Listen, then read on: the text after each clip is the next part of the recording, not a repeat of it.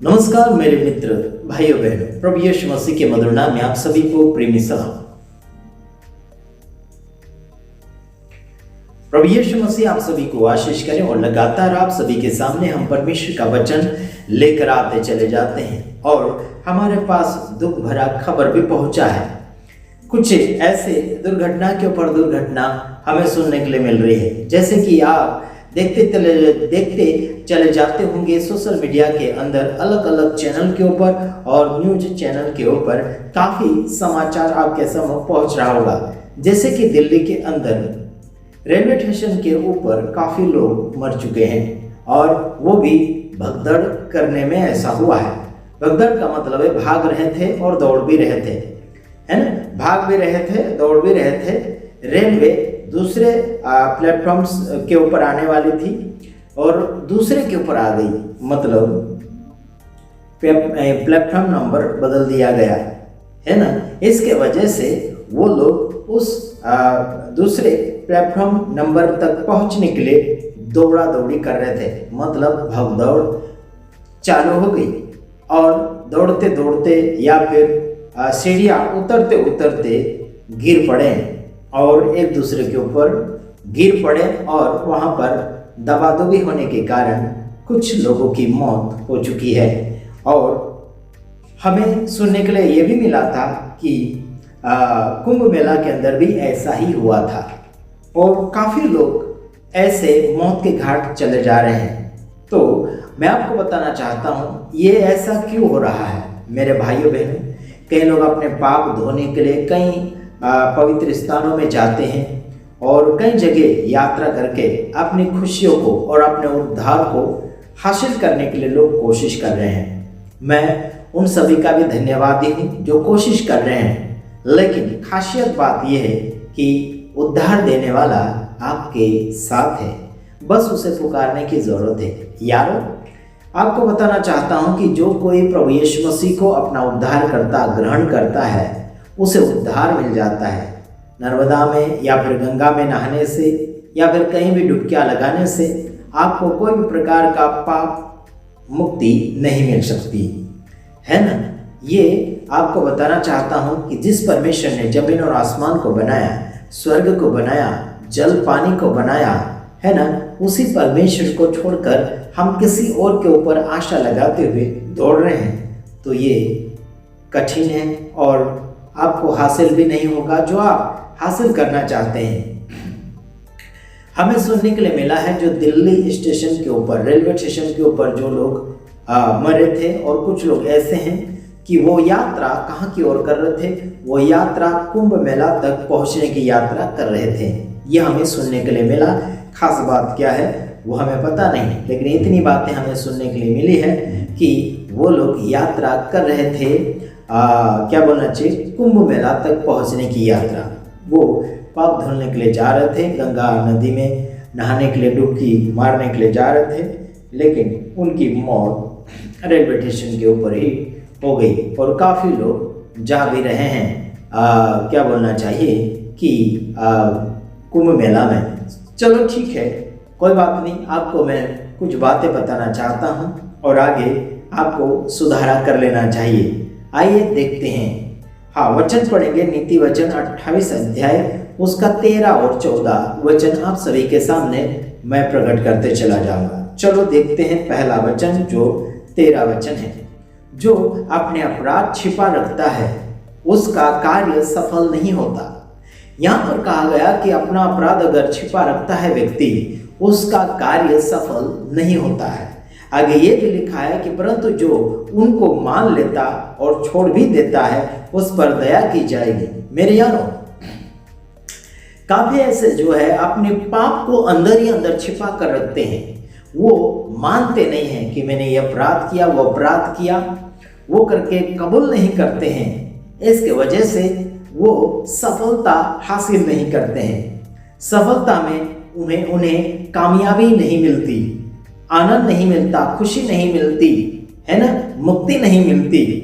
इसलिए यहाँ पर कहा गया है कि जो अपने पाप छिपा कर रखता है उसका काम कभी भी सफल नहीं होता, परंतु जो अपने पाप मान लेता है कि उसने पाप किया है और पाप को छोड़ भी देता है ना, मानता भी है कि पाप किया है, फिर उसे छोड़ भी देता है, तो उस पर दया की जाएगी। कुछ लोग पाप मान तो लेते हैं कि पाप किया है, लेकिन उस पाप को छोड़ते नहीं, उस पाप को लगातार फिर से दोहराते रहते हैं।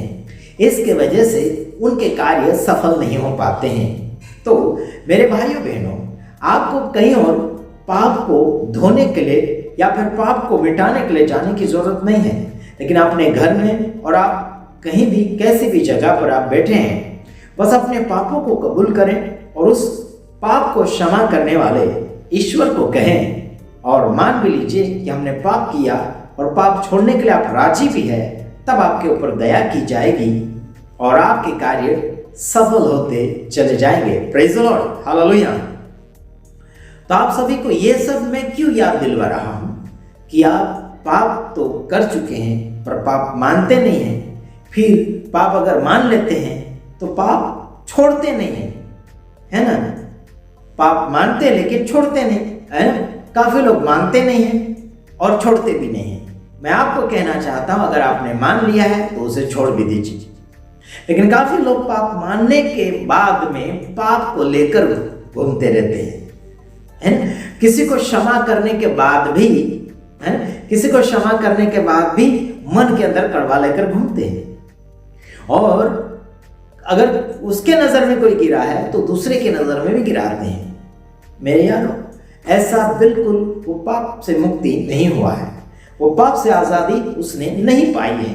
खासियत बात मैं आपको बताना चाहता हूँ, दिल्ली स्टेशन के ऊपर लोगों की मौत हुई दौड़ा दौड़ी में। रेलवे को हासिल करने के लिए दौड़ रहे थे। एक रेलवे किसी और प्लेटफॉर्म नंबर के ऊपर आने वाली थी, वहां का कैंसिल किया और दूसरे प्लेटफॉर्म नंबर के ऊपर उस रेल को ट्रांसफर किया गया, मतलब दूसरे नंबर के ऊपर आने वाली थी वो रेलवे। तो लोग दौड़े चले गए सीट को हासिल करने के लिए, डब्बे को हासिल करने के लिए।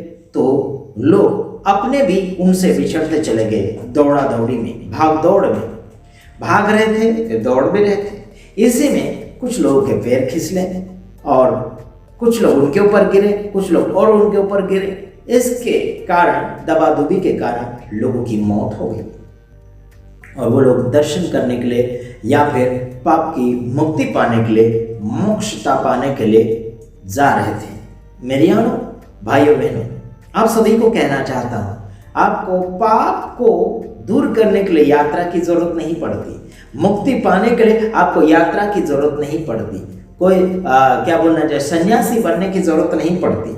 लेकिन आपको बस मुंह से कबूल करना पड़ता है कि आपने पाप किया है, फिर उसे छोड़ देना है, फिर आपके ऊपर दया की बारिश हो जाएगी। दया आपके ऊपर की जाएगी। और दया कौन करेगा? पाप क्षमा करने वाला।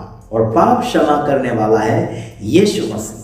वो किसी धर्म का गुरु नहीं है, वो पापियों का पाप दूर करने के लिए और उन्हें क्षमा करने के लिए और उन्हें धार्मिकता में चलाने के लिए और अच्छा जीवन में उसे लगातार बढ़ाने के लिए वो है यीशु मसीह। प्रेज़ द लॉर्ड यारों, भेदभाव करने की आवश्यकता नहीं है। आपका पेट अगर मुसलमान के होटल में भी भरता है या फिर किसी छोटी जाति के घर में भी आपका पेट भरता है तो किस बात का टेंशन? मेरे यारों, काफी लोग जाति धर्म का भेदभाव होने के कारण मुक्ति नहीं पा सकते और आनंद और खुशी नहीं पा सकते। जिंदगी और मोहब्बत की बातें उस खुदा ने किया, उस परमेश्वर ने किया जिसने आपको और मुझे बना कर दिया, जिसने आपको और मुझे रोटी, कपड़ा, मकान और आंखें दी और सांसें दी और आपको हर दिन सांसों की धड़कनों में लेकर चल रहा है। उसी खुदा की और उसी परमेश्वर की बातचीत हम करते हैं। वो है जिंदा खुदा यीशु मसीह। और उसने कोई ईसाई धर्म का स्थापना नहीं किया और ना ही कोई धर्मों का स्थापना करता है। मेरे यारों, धर्मों का स्थापना तो आप और मैं ऐसे लोग करते हैं, लेकिन हमें धर्म की स्थापना भी करने की आवश्यकता नहीं। जैसे काफी लोग मुझे कहते हैं कि आप किस धर्म को फॉलो करते हैं। मैं धर्म का फॉलोवर नहीं, मैं ईश्वर का फॉलोवर हूँ जिसका नाम है यीशु मसीह। समझ रहे हैं? और यीशु मसीह का कोई भी एक नाम का धर्म नहीं है। उसके नाम यानी कि उसके धर्म का नाम ही नहीं है। वो खुद धर्मी है, वो खुद पवित्र है, वो खुद शुद्ध है, वो खुद मुक्तिदाता है, खुद वो उद्धार करता है, खुद वो मुक्ति देता है। मेरे यार, फिर आपको किस बात की कमियां हैं? जिंदगी और मोहब्बत की बातें आइए और देखते हैं। पाप को मान लीजिए कि किया है तुमने, पाप को छिपाकर मत रखिए, सामने के ओर लाइए। कुछ लोग क्या करते हैं, पाप को छिपा लेते हैं, कहीं और मुक्ति पाने के लिए जाते हैं पाप को छिपाते हुए। नहीं यार, मुक्ति आपको कहीं और नहीं मिलेगी। आप चाहे कहीं भी जाओ, मुक्ति आपको कोई भी जमीन और आसमान के अंदर वाला कोई भी व्यक्ति नहीं दे सकता। केवल वही जो उद्धार करता है, जिसका नाम है यीशु मसीहा। चलो ठीक, आगे देखते हैं। हाँ, हम पढ़ रहे थे नीति वचन उसका 28 का 13 वचन, फिर अगला वचन 14 पढ़ेंगे। जो मनुष्य निरंतर प्रभु का भय मानता रहता है वह धन्य है, परंतु जो अपना मन कठोर कर लेता है वह विपत्ति में पड़ता है। क्या कहता है यहाँ पर कि जो इंसान हमेशा के लिए प्रभु यानी कि यीशु मसीह का डर रखता है, यहोवा का डर रखता है, प्रभु परमेश्वर का डर रखता है, उसका क्या वो क्या कहा जाता है? धन्य। नीति वचन के अंदर हम वचन देख रहे हैं, और उस समय यहोवा था, लेकिन अभी के लिए यीशु मसीह है, वही यहोवा यीशु है। इसीलिए कहता हूं कि प्रभु का भय जो इंसान निरंतर हमेशा मानता है वह इंसान धन्य है। और वो यानी कि परंतु जो अपना मन कठोर कर लेता है वह विपत्ति में पड़ता है। लेकिन जो इंसान अपने मन को कठोर कर लेता है, मतलब पत्थर के समान, क्या बोलना चाहिए कि मानता नहीं है, समझता नहीं है ना, सुधार नहीं चाहता, उसे कहा जाता है कठोर मन वाला, है ना। सुधारा नहीं चाहता, बदलावा नहीं चाहता, उसे कहते कठोर मन वाला व्यक्ति। और उसे कहा है, उसके बारे में कहा है कि वो विपत्ति में पड़ता चला जाएगा, संकट में पड़ता चला जाएगा, और वह सक्सेसता उसे हासिल नहीं होगी, है ना, आजादी या फिर सक्सेसफुल नहीं होगा। मेरे यार, काफी लोग यात्रा कर रहे हैं सक्सेसफुल होने के लिए, गंगाओं में डूब रहे, पानी में डूब रहे, नर्मदा में डूब रहे, और क्या क्या कैसे कैसे कुंड में डूब रहे हैं, है ना। इन लोगों को पानी और कुंड और मिट्टी और तेल साबुन आपको कोई मुक्ति नहीं दे सकता, आपको कोई छुटकारा नहीं दे सकता। बस एक देगा, जिसका नाम यीशु मसीहा। हालेलुया। जिस परमेश्वर को हम जानते और मानते हैं उसका नाम है यीशु मसीह। वो आपको रंग रूप में नहीं मिलेगा, वो आपको फोटो और मूर्ति में नहीं मिलेगा, वो आपको कहीं और एक जगह नहीं मिलेगा, वो आपको कहीं और यात्रा करके नहीं बुलाएगा कि यहाँ तक आओ, नंगे पैर आओ, या फिर क्या बोलना चाहिए चलते फिरते आओ। ऐसा बिल्कुल नहीं कहा है। वो यात्रा करके आपको नहीं बुला सकता, क्योंकि उसका देह रूप नहीं है, क्योंकि उसका कोई भी ऐसा स्थान नहीं है कि वह एक जगह बैठा रहे।